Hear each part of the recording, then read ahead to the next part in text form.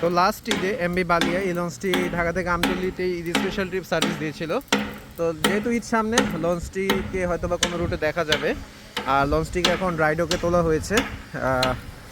ড্রাইডকে উঠিয়ে লঞ্চটি দেখতে পাচ্ছেন প্রোপেলারগুলো খুলে ফেলা হয়েছে, প্রোপেলার নেই।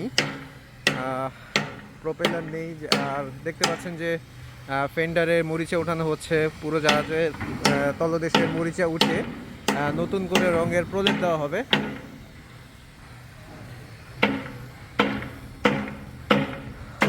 তো আপনারা দেখতে পাচ্ছেন যে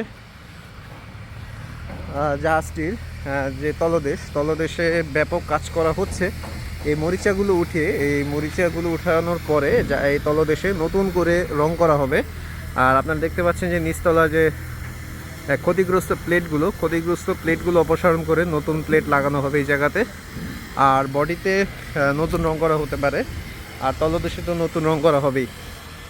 তো সমস্ত কাজ শেষে এই জাহাজটিকে নদীতে ভাসানো হবে। আর ইনশাল্লাহ এবার হয়তো বা কোনো রুটে ঈদে এই বালিয়া লঞ্চকে সার্ভিসে দেখা যাবে।